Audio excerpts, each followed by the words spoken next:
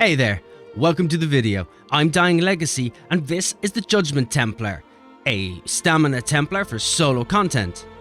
This build excels at solo content with its high sustain and high damage output, to the point where you're going to find this build is dragging you through veteran Maelstrom Arena, through veteran Vacheron Arena, and through many veteran dungeons, all by your lonesome. This is a quick build guide. We'll be going over the race, the attributes, Mundus, food and potions, followed by the gears, skills, passives and champion point startables. The info is going to be minimum, so I'll only be going over anything that's necessary. However, do feel free to comment and let me know if you want a full detailed guide or if there's anything I could do better. With that out of the way, let's get into the Judgement build. Beginning with the race, this is entirely up to you, as every race has its advantages and every player has their own story, but if you're looking for suggestions, I'd recommend either a Nord, so you could be a little bit more tanky, or an Orc if you're looking to do a lot more damage, or you could even go with a Khajiit if you're looking for a little bit more critical. And for those who think that infinite sustain just isn't enough, you could always go with a Red Guard, but I do find that to be a little unnecessary. But hey, play as you want and play as you do. As long as you're playing for fun, that's all that matters. Yeah, for our attributes, we are putting 64 points into stamina, and we're also using the Lover Mundus Stone for that extra physical and spell penetration. That's if you're using it for solo. If you do decide to use it for group content, you could go with the Thief Mundus Stone for that extra critical rating. For our food, we are using the Artaeum Takeaway Broth for that extra health, stamina, and stamina recovery. Though if you do think it's a little too expensive or you're not able to make it yourself, you could always go with the Dubious Cameronian Throne, which you can also buy from a guild merchant or make yourself. The stat difference is very minimal, plus it's a whole lot cheaper. And if you find that you have too much sustain, you could always go with the Braised Rabbit with Spring Vegetables, which you can also grab from a guild merchant. This will give us flat health and stamina, so we can output a little bit more damage. The potions we're using are Essence of Weapon Power. For the potions, we're using Essence of Weapon Power. This will give us Major Brutality, Major Savagery, Major Endurance, and it'll also restore some stamina for us immediately.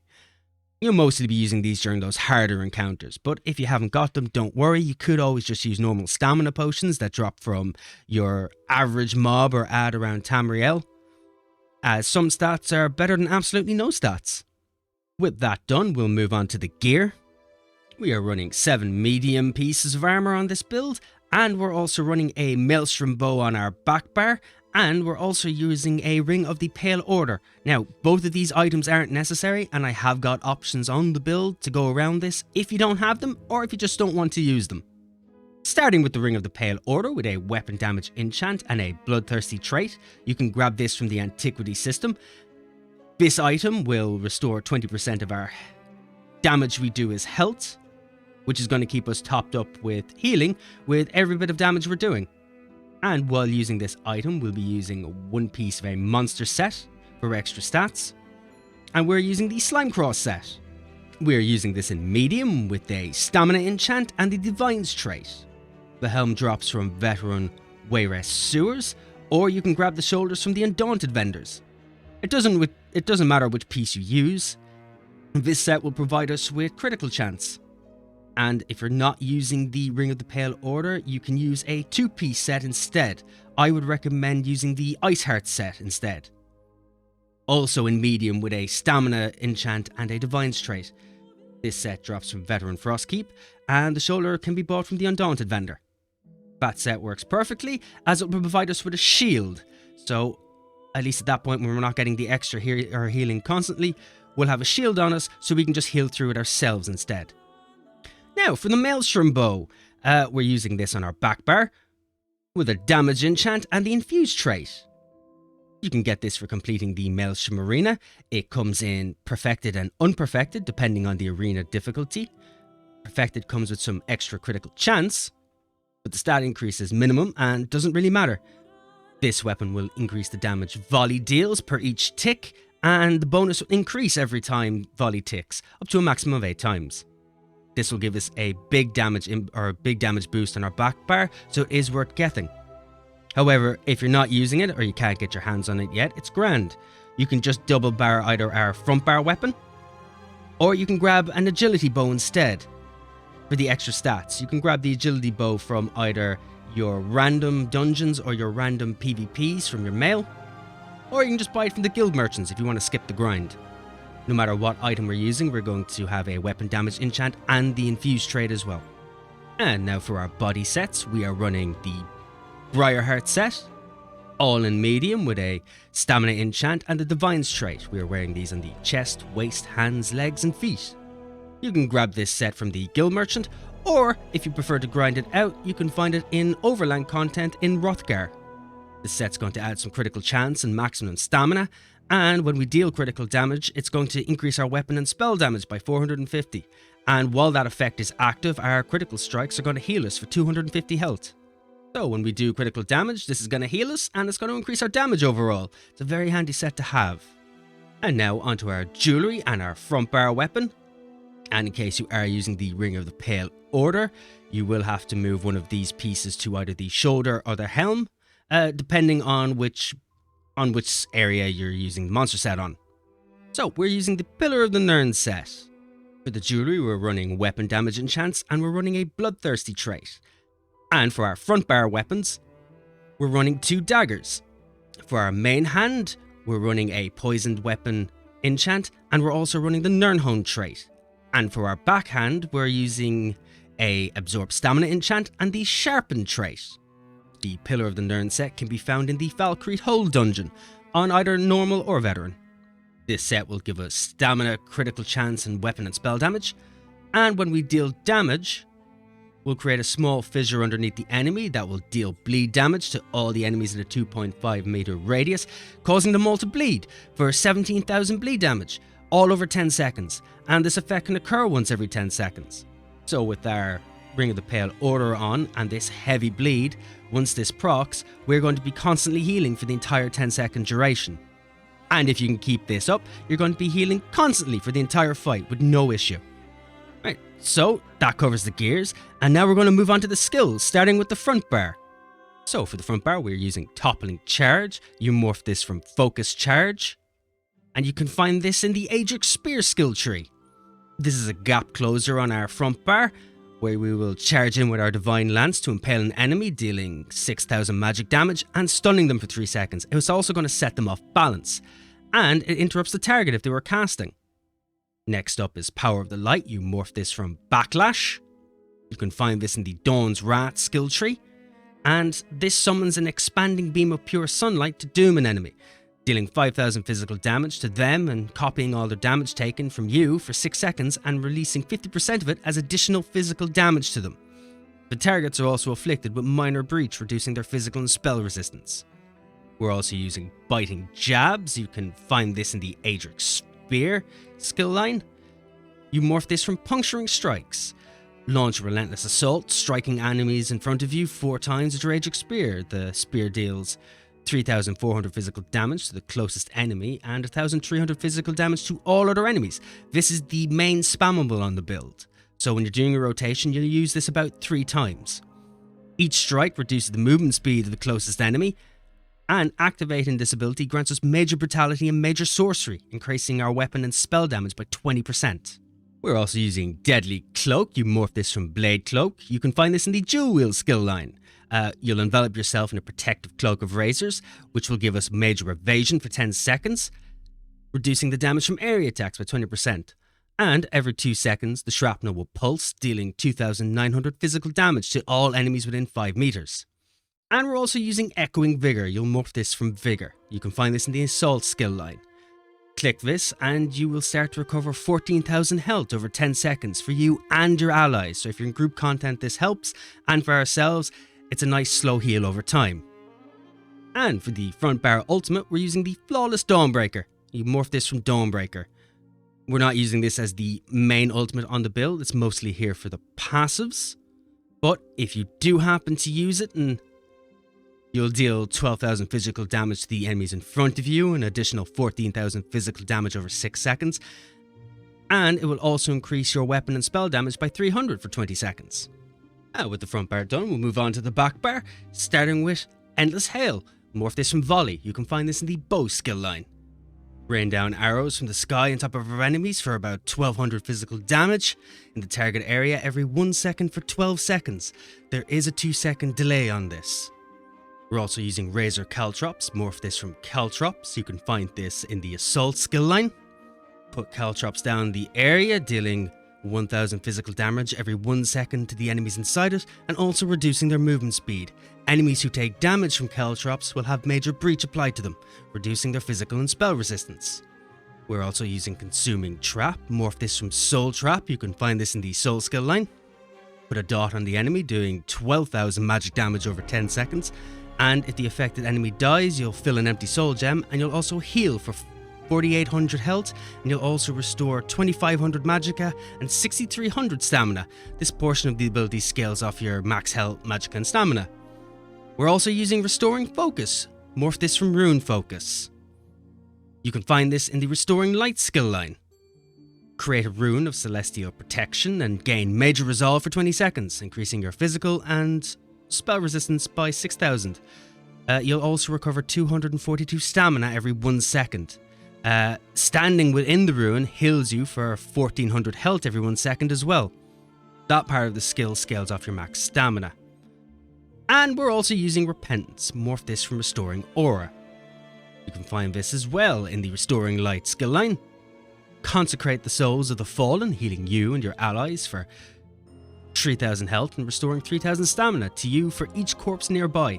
And while slotted, you'll gain Minor Fortitude, Minor Endurance and Minor Intellect, increasing your health, stamina and magicka recovery by 15%. And for the back bar ultimate, we are using Crescent Sweep, morph this from Radial Sweep. You can find this in the Adric Spear skill line.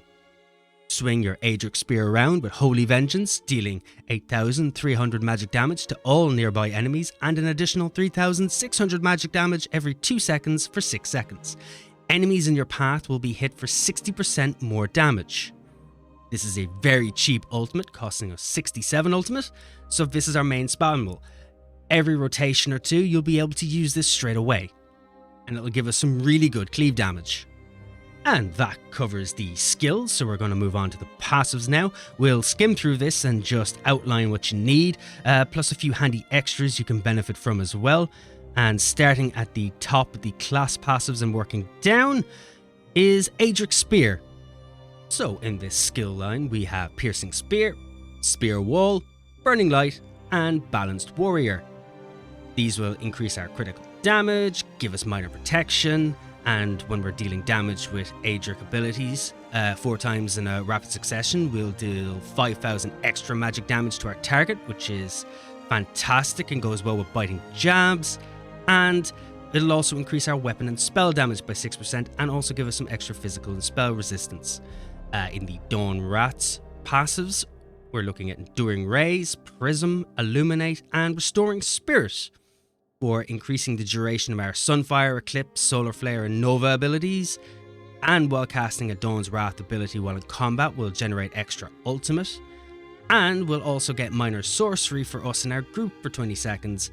And it also reduces the health, magicka, stamina and ultimate costs of our abilities by 5%. So we want everything in all of our 3 main class passives. That includes Restoring Light, which is up next. We have Mending, Sacred Ground, Lightweaver and Master Ritualist, which increases the healing effects from our Restoring Light abilities, and while standing in our own area of effects for up to 4 seconds after leaving them, we'll gain Minor Mending and increasing our healing done by 8%, and will also increase the amount we block.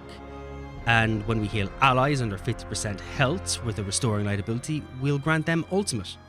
These passives will also increase our resurrection speed, and our resurrected allies will return with 100% health. It also gives us a 50% chance to fill an empty soul gem after each successful resurrection. And now moving on to our weapon passives, starting with the dual wield skill tree. We're using 2 daggers, so we're going to want to take all of these, starting with Slaughter, which is going to increase the damage we do with our dual wield abilities by 20% against enemies under 25% health. We have Dual Wield, which is going to increase our weapon and spell damage. We have Control Fury, which will reduce the stamina cost of our Dual Wield abilities. Ruffian gives us a 15% damage bonus when attacking stunned, immobilized, disorientated or silenced enemies, and Twin Blade and Blunt is going to give a little ability to each weapon type we use. Each axe will increase our critical damage, maces will increase our armor penetration, swords will increase your weapon and spell damage, and each dagger is going to increase our critical chance. Next up is the bow.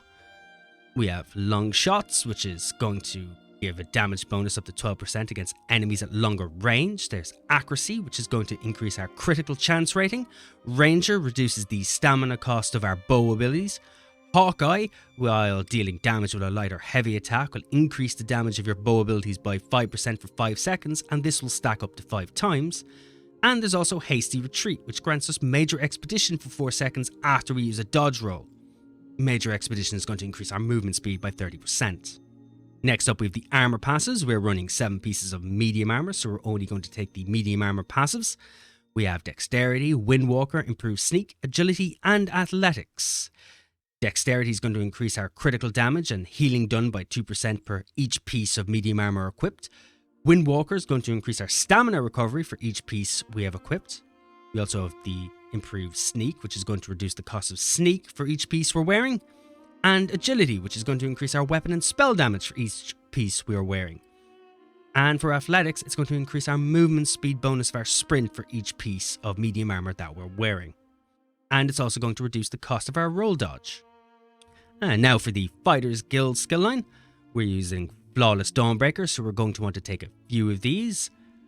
We're going to want Slayer, which is going to increase the weapon and spell damage of us by 3% for each Fighters Guild ability we've slotted. We want Banish the Wicked. You generate 3 ultimate whenever you kill an enemy. And there's also Skill Tracker. Your Fighters Guild abilities deal an additional 10%. This bonus will double against players and vampires and werewolves. In this skill tree is also Intimidating Presence. This allows you to intimidate NPCs in conversation, but it also reduces the stamina cost of your Fighters Guild abilities by 15%. Now, we're not using any Fighters Guild abilities that cost stamina, so you don't need this. However, if you do want to do a bit of story missions or anything like that and be a bit quicker, you can take this just so you can get through the extra line of dialogue to make things quicker. There's also Bounty Hunter, which allows us to accept bounty quests from the Fighters Guild in Cyrodiil. You don't need this unless you plan on going into Cyrodiil. Next we have the Undaunted skill line. We want both the passes from here, Undaunted Command and Undaunted Metal. Undaunted Command will give us an extra 4% of our max health, stamina and magicka when we activate a synergy. And Undaunted Metal is going to increase all of our max stats by the amount of different types of armor we're wearing. Now, we're only wearing medium armor, so we'll only get the flat 2% increase, but at the same time, it's a 2% increase across the board, so you definitely should take it. Now, next up is a unnecessary skill to take, but it's also a handy one. It's Continuous Attack in the Assault skill line. If you put 1 skill into this, you'll gain Major Gallop at all times, increasing our mount speed by 30%. Handy when we're trying to get around the map for solo content. Next up is our racial passives. This depends entirely on what race you have chosen, but no matter what race it is, grab everything in that skill line and make sure you read over it all. And the last in the passives is one more handy skill. It's Medicinal Use, which is in the Alchemy skill line. When using potions, the resulting effects are going to last 30% longer for us, meaning the potions will last longer than the cooldown. Take this, it'll keep that skill and stat increase uptime as much as possible. That covers the passives, and with that done, we're going to move on to the champion points.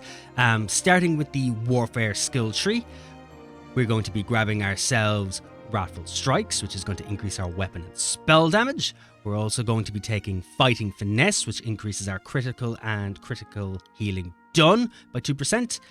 We're also going to be grabbing Deadly Aim, which is going to increase our damage with single target attacks. And we're also going to be taking Master at Arms, which increases your damage done with direct damage attacks. And in the Fitness skill tree, we're going to be taking Boundless Vitality, which increases our max health. We're going to want Fortified, which is going to grant us extra armor. We're going to want Rejuvenation, which is going to increase our sustain for our health, magicka and stamina recovery. And we're also going to be taking Bloody Renewal. This is going to restore 300 stamina per stage whenever we kill an enemy. Now, in the craft skill line, it really doesn't matter what you take.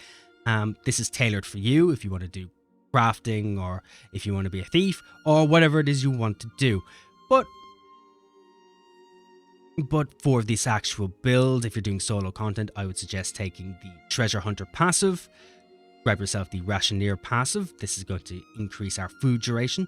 The Liquid Efficiency passive, which is whenever you use a potion or a poison, you'll have a 10% chance not to consume it. And there's also Steed's Blessing, which is going to increase our combat movement speed up to 20%. This is also handy to get around the map. And that covers the Judgement Templar build. I hope you found this build useful. If you want more content like this, feel free to like, comment and subscribe. I'd really appreciate it. Definitely comment with your own thoughts or recommendations. I'd love to hear your opinions. And if you're itching for more content on different platforms, or you want to see this live, you can catch me at twitch.tv/dyinglegacy. I'm live right now. And you can also find me on Instagram and Twitter.